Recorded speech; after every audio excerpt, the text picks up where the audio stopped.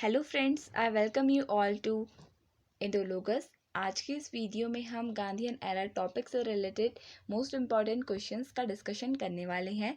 First of all हम कुछ theory portion cover करेंगे and after that we will discuss some of the most important questions related to this topic Gandhian era. So let's start. हमारा first subtopic है the rise of Gandhi in the Indian freedom struggle. तो ये हमारा first subtopic है।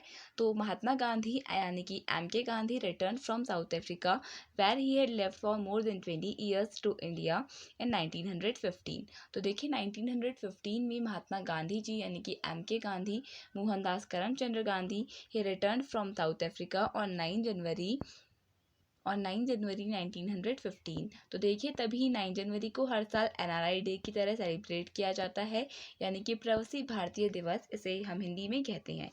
और ये south Africa में मोर than 20 years इन्होंने स्पेंड किए थे। There he had led a peaceful agitation against the discrimination meted out to Indians and had emerged as a respected leader। तो देखिए साउथ अफ्रीका में इन्होंने पीसफुल एजिटेशंस को लीड किया था अगेंस्ट द ब्रिटिश गवर्नमेंट। वहाँ पर इन्होंने जो डिस्क्रिमिनेशन हो रहा था इंडियंस के साथ उसके अगेंस्ट फाइट किया।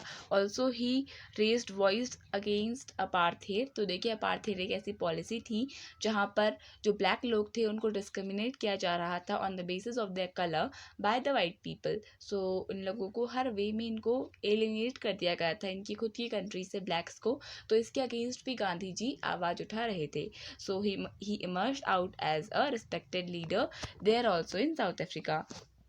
और देखिए जो जब ये इंडिया आए थे तो ये क्वेश्चन पूछा जाता है कि ये कौन सी सिटी पर लैंड किए थे। तो देखिए आपका आंसर हो जाएगा मुंबई, यानी कि Bombay eight the time.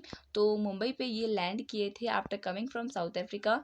There he was welcomed by the Indians because he was popularised in India as well. It was in South Africa that he had developed his brand idea of सत्याग्रह। सत्याग्रह मतलब to ask for truth. आग्रह आग्रह का मतलब किसी चीज़ के लिए मांगना। तो देखिए महात्मा गांधी जी का जो आइडिया ऑफ सत्याग्रह था वो बहुत इजी था। वो चाहते थे कि किसी तरीके से नॉन वायलेंस के थ्रू ही हमें आज़ादी मिले, यानी कि सत्य के लिए जो हम आग्रह कर रहे हैं वो हमें मिले। देखिए महात्मा गांधी जी का जो आइडिया ऑफ सत्याग्रह था वो ये था कि अगर वो किसी राइट रीज़न के लिए, किसी राइट कॉज के लिए लड़ रहे हैं किसी चीज़ के लिए, तो जो ऑपरेसर है वो खुद ब खुद एक दिन मान जाएगा कि जिस चीज़ के लिए हम लड़ रहे हैं वो सही है और जो वो हमें ऑप्रेस कर रहा है दैट वाज रॉन्ग। और वो खुद ब खुद अपने घुटने टेक लेगा और हमारी यानी कि सत्य की जीत होगी। So that was the idea of satyagraha. In India he first used this tool against the British government at Champaran in Bihar. तो देखिए चंपारण सत्याग्रह किया था महात्मा गांधी जी ने, और ये फर्स्ट टाइम जो इनका टूल था सत्याग्रह का ये इन्होंने यहीं पर यूज़ किया था। Gandhi's movement at a glens. तो देखिए अब मैं आपको सिंपल से इजी वे में बताऊंगी गांधी जी के मूवमेंट्स जो उन्होंने इंडिया में किए थे, not in detail but simply will discuss about it. And detail में हम आगे आने वाले वीडियोस में इन मूवमेंट्स के बारे में डिस्कस करेंगे। Through his freedom movements like the non cooperation movement, civil disobedience movement और the Champaran movement, Gandhi always stood for the human rights. तो देखिए इनके सारे मूवमेंट्स में गांधी जी हमेशा ह्यूमन राइट्स के लिए, ह्यूमैनिटेरियन राइट्स के लिए खड़े होते थे। He gave his blood and sweat for the attainment of Indian independence from the clutches of the British colonial rule. तो इन्होंने अपना बेस्ट ट्राई किया that he could make India independent out of the clutch of the British rule. तो देखिए इन्होंने अपनी best try की, अपना ब्लड एंड स्वेट दिया हमारे नेशन को, जिससे हमें आज़ादी मिली। So now we will discuss some of the movements led by Mahatma Gandhi in India. तो फर्स्ट मूवमेंट है Champaran satyagraha. Champaran it is a place in Bihar and यहाँ पर महात्मा गांधी जी ने अपना फर्स्ट एवर सत्याग्रह किया था इन इंडिया। 1917 में इसे किया था। उसके बाद इन्होंने और अहमदाबाद में स्ट्राइक खेड़ा सत्याग्रह को भी इंडिया में लीड किया। चंपारण सत्याग्रह ये मेनली इंडिगो प्लांटर्स के अगेंस्ट था। देखिए यहाँ पर जो बिहार के जो फार्मर्स थे इनको फोर्सफुली कहा जा रहा था कि ये इंडिगो को ग्रो करें। Indigo was not fertile for land, क्योंकि एक बार अगर इंडिगो को लैंड में ग्रो कर दिया जाता था so after that the land use to lose its fertility. So ये था चंपारण सत्याग्रह। इसी के अगेंस्ट महात्मा गांधी जी ने फाइट किया था against the British government. Then Khilafat agitation, ये 1919 में हुई थी। तो देखिए खिलाफत एजिटेशन ये भी बहुत इम्पॉर्टेंट टॉपिक है। खिलाफत एजिटेशन में क्या हुआ था कि जो मेनली खलीफा थे of the Muslims, and Khalifa he was the king of Ottoman Empire and he was considered as the king of the Muslims all over the world। तो देखिए जब फर्स्ट वर्ल्ड वॉर हार गया था ओटोमन एम्पायर, तो ऐसे ही rumour फैल रहा था कि जो ब्रिटिश गवर्नमेंट है, जो ब्रिटिशर्स हैं, वो मेनली एक बहुत हार्श ट्रीटी इम्पोज करने वाले हैं ऑन द खलीफा, एंड खलीफा use to represent the pride of the Muslims. तो देखिए एक तरीके से मुस्लिम्स के सेंटिमेंट्स को वो हर्ट कर रहा था।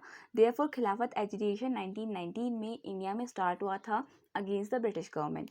उसके बाद देखिए खिलाफत एजिटेशन और जो जलियांवाला बाग मैसेकर का इशू था, इन दोनों को यूनाइट करके हमने नॉन कॉपरेशन मूवमेंट को लॉन्च किया था in the year 1920 under the leadership of Mahatma Gandhi.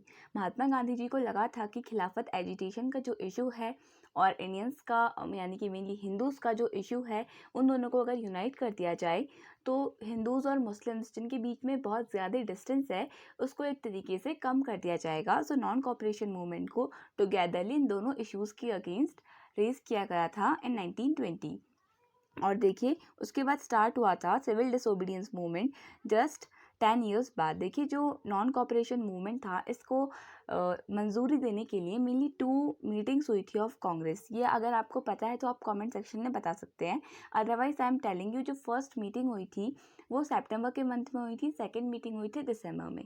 देखिए फर्स्ट जो मीटिंग हुई थी वो कलकत्ता में हुई थी सितंबर में, एंड जो दिसंबर की मीटिंग थी that was a Nagpur session of 1920 of Congress.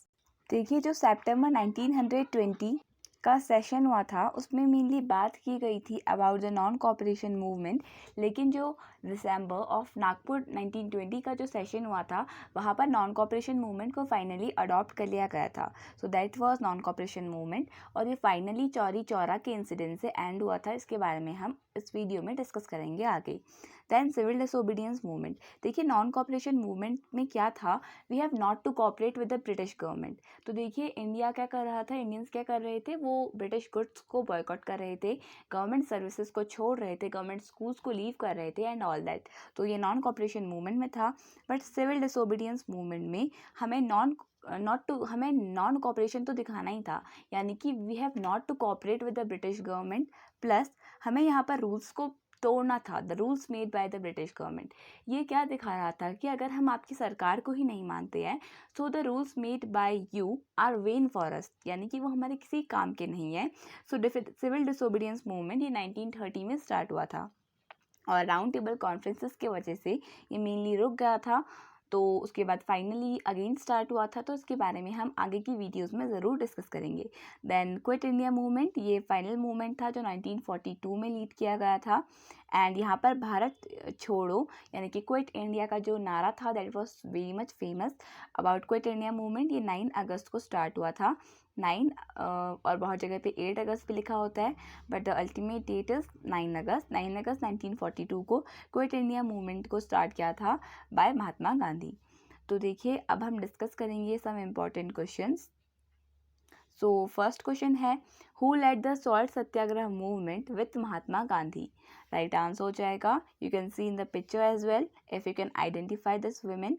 So the right answer will be option number D, Sarojini Naidu. तो Sarojini Naidu she leaded the salt satyagraha with Mahatma Gandhi. देखिए salt satyagraha was the beginning of civil disobedience movement. मैंने आपको एक की पॉइंट बताया था कि सिविल डिसोबीडियंस मूवमेंट में हमें क्या करना है, हमें रूल्स को ब्रेक करना है, we have to break the rules. तो देखिए the salt Satyagraha also known as salt march, Dandi march, Dandi Satyagraha was an act of non-violent civil disobedience in colonial India led by Mahatma Gandhi. The 24-day मार्च, तो देखिए इसकी ड्यूरेशन क्या थी, 24 मार्च की थी, लास्टेड फ्रॉम 12 मार्च 1930 को ये स्टार्ट हुआ था to 6 April 1930 as a direct action campaign of tax resistance and non violent protest against the British salt monopoly. देखिए salt was one of the most important element. क्यों, देखिए चाहे कोई व्यक्ति गरीब हो या फिर अमीर हो, ईदर दैट इज रिच और poor, we generally consume the right amount of salt in our everyday meal. तो देखिए हम अपने रोज़ के खाने में एक मिनिमम अमाउंट के या फिर एक अपने हिसाब से हम जो नमक होता है, सॉल्ट होता है, उसको अपने हिसाब से यूज़ करते हैं।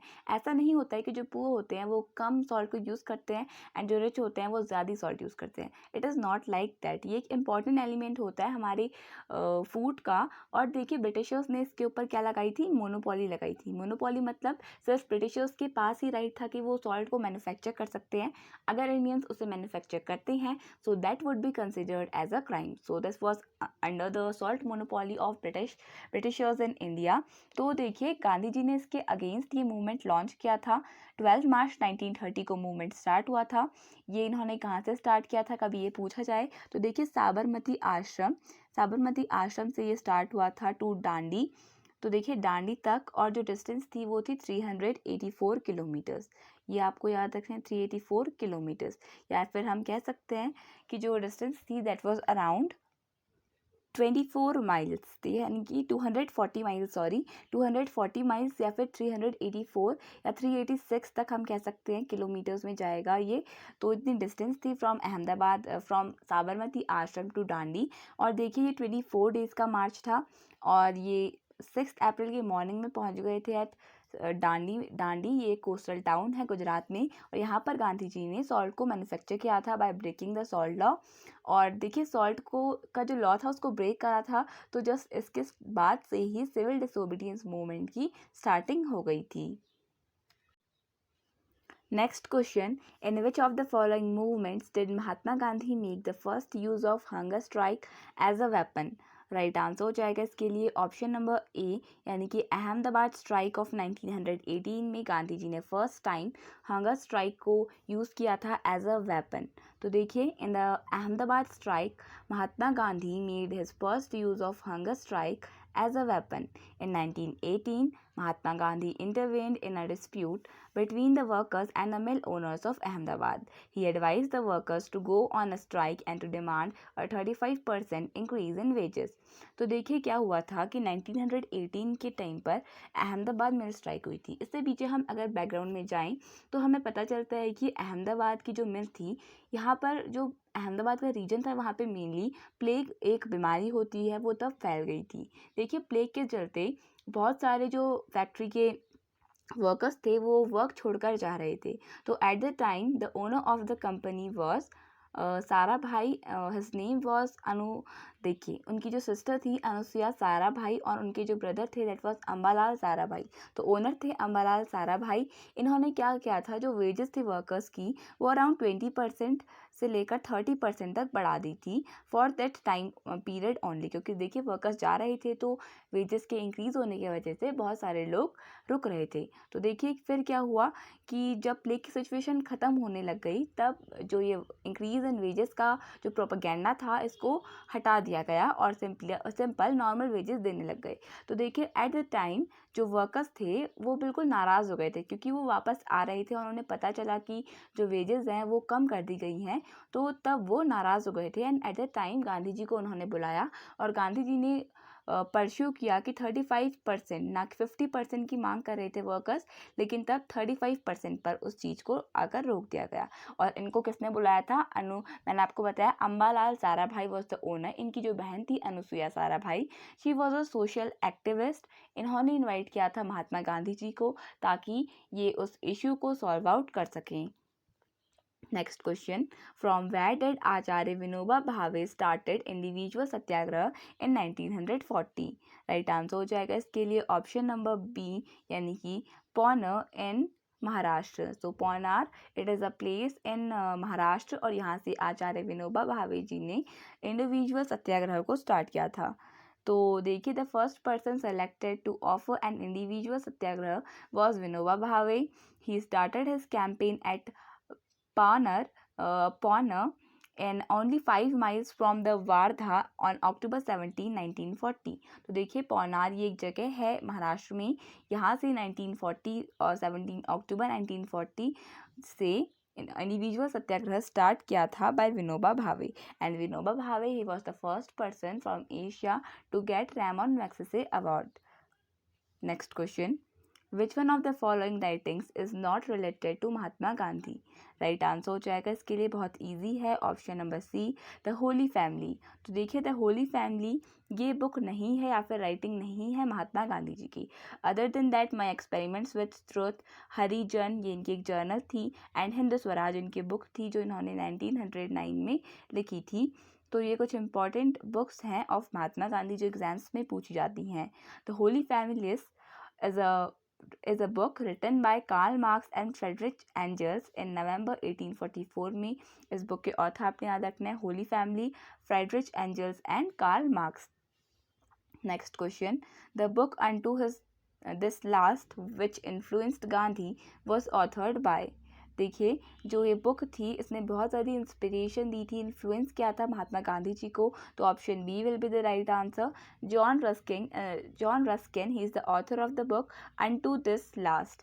Unto this last is an essay critical of economics by John Ruskin, the first published between August and December 1860 in the monthly journal Cornhill magazine in 4 articles. So it was one of the journal kind book which just inspired Mahatma Gandhi. Next question, Motilal Nehru and Chittaranjan Das यानी कि CR Das were the founder members of the, बहुत important question है, right answer हो जाएगा option D यानी कि Swaraj party.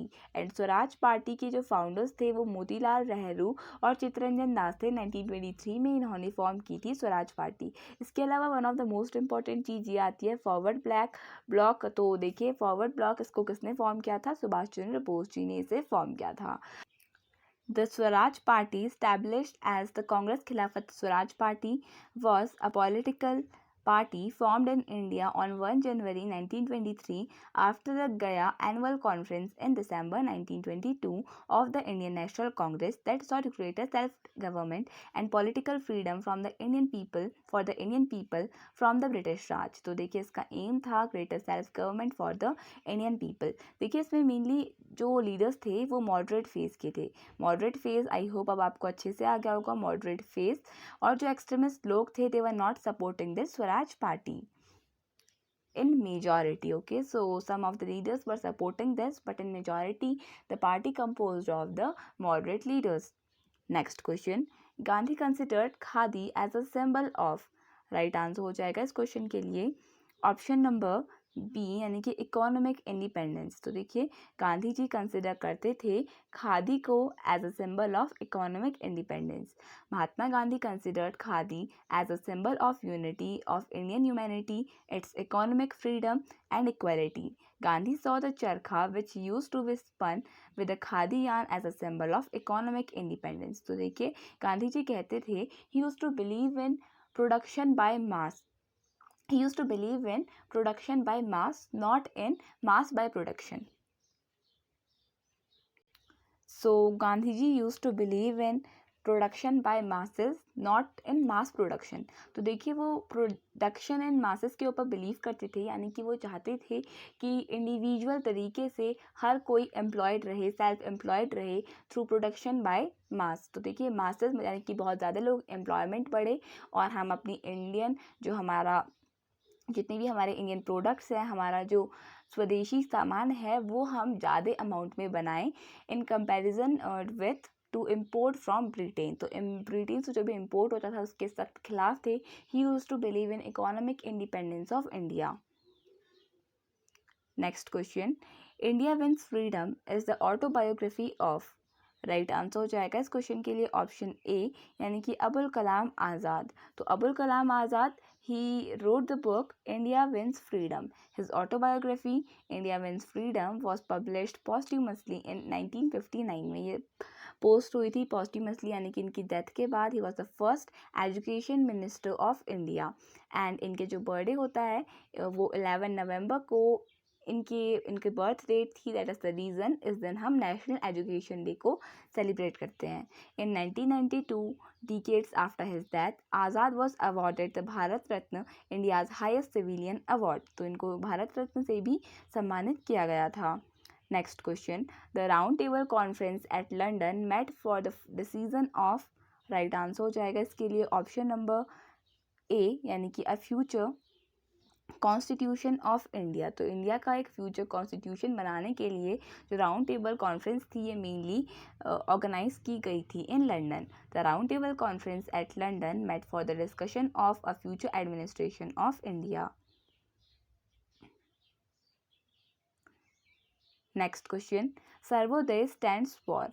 देखिए right answer हो जाएगा इस क्वेश्चन के लिए ऑप्शन नंबर सी, यानी कि अपलिफ्टमेंट ऑफ ऑल। तो गांधी जी बिलीव करते थे in the upliftment of all, and उसके लिए वर्ड जो यूज़ किया गया था that was Sarvodaya.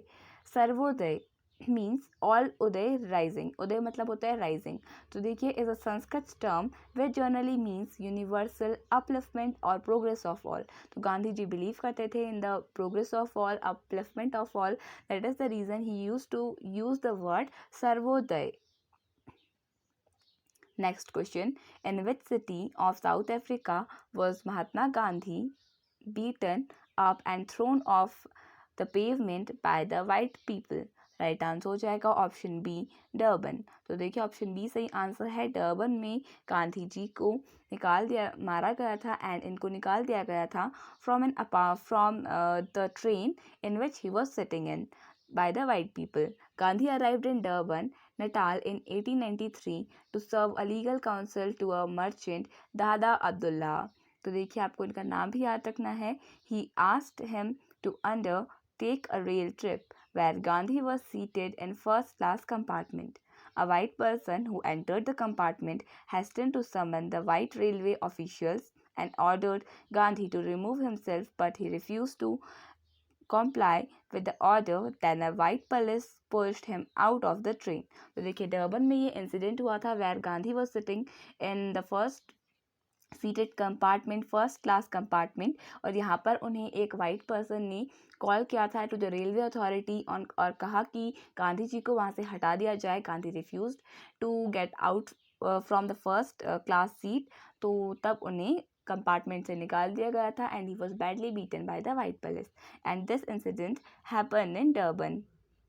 Next question, who attended the Congress of Oppressed Nationalists in Brussels 1927 on behalf of National Congress? Right answer हो जाएगा ऑप्शन ए, जवाहरलाल नेहरू। तो देखिए जवाहरलाल नेहरू इन्होंने अटेंड किया था ऑप्रेस्ड नेशनलिस्ट ब्रुसेल्स इन 1927 में। तो देखिए ब्रुसेल्स में ये मीटिंग हुई थी ऑप्रेस्ड नेशनलिस्ट, तो इंडिया की तरफ से, इंडियन नेशनल कांग्रेस की तरफ से जवाहरलाल नेहरू जी ने रिप्रेजेंट किया था। Jawaharlal Nehru attended the congress of, congress मतलब होता है union, okay, so union of oppressed nationalist at Brussels 1927 on behalf of Indian National Congress. Next question, who was the last British viceroy of India? So देखिए right answer हो जाएगा option D, Lord Mountbatten. Lord Mountbatten, he was the last Viceroy of India. Lord Mountbatten has been the last Indian Empire Viceroy and the first Governor General of India after independence. Lord Mountbatten does have some intentions and arrangements for India's development. तो देखिए Lord Mountbatten, he was the first governor general of India after independence थे, और first Indian governor general after independence थे सर्वपल्ली राधाकृष्णन। तो देखिए first governor general after independence was Lord Mountbatten and he was also the last British viceroy of India. तो देखिए जो Lord Mountbatten थे इनके जो इंटेंशंस थे that was all about the development of our country India. Next question, the Swaraj party was formed following the failure of. Right answer हो जाएगा इस क्वेश्चन के लिए ऑप्शन नंबर ए, यानी कि नॉन कॉपरेशन मूवमेंट का जब फेलियर हो गया था, मैंने आपको बताया था चौरी चौरा मूवमेंट की वजह से, उसके बाद ही स्वराज पार्टी को फॉर्म किया था। तो the Swaraj party was formed on 1 January 1923 by Indian politicians and members of the Indian National Congress who had opposed Mahatma's suspension of all civil resistance on 12 February 1922 in response to Chauri Chaura tragedy. Chauri Chaura tragedy ये हुई थी 5th February 1922 में ये हुई थी, जहाँ पर policeman को किल कर दिया था at the place called Chauri Chaura. ये गोरखपुर डिस्ट्रिक्ट में लोकेटेड है of Uttar Pradesh, where policemen were killed by a mob of protesters. So option A will be the right answer. Next question, who was the president of Indian National Congress when Mountbatten plan was accepted? Right answer हो जाएगा इसके लिए option number D, JB. Kripalani. तो देखिए JB. Kripalani ये president थे Indian National Congress के जब माउंटबेटन प्लान को एक्सेप्ट किया गया था। तो देखिए in the session of 1947 held at Meerut, कहाँ पे हुआ था ये सेशन? मेरठ में हुआ था। Acharya J B. Kripalani was the president of Indian National Congress when Mountbatten plan of Indian independence was accepted. तो फ्रेंड्स इसी के साथ हमारी ये वीडियो कंप्लीट हुई। आई होप आपको ये वीडियो पसंद आई होगी। तो देखिए ये आपका आज का होमवर्क क्वेश्चन है, इसका आंसर आपको कमेंट सेक्शन में बताना है। तो आपका होमवर्क क्वेश्चन है, from where did Acharya Vinoba Bhave started the first individual Satyagraha in 1940? इसका राइट आंसर आपको कमेंट सेक्शन में बताना है। So thank you so much for watching this video and best of luck for your exams. And for PDF, you can join our Telegram channel of Indologus. So you can get the link in the comment section, either in the comment section or in the description box. So keep watching our videos. Thank you so much for watching and best of luck for your exams.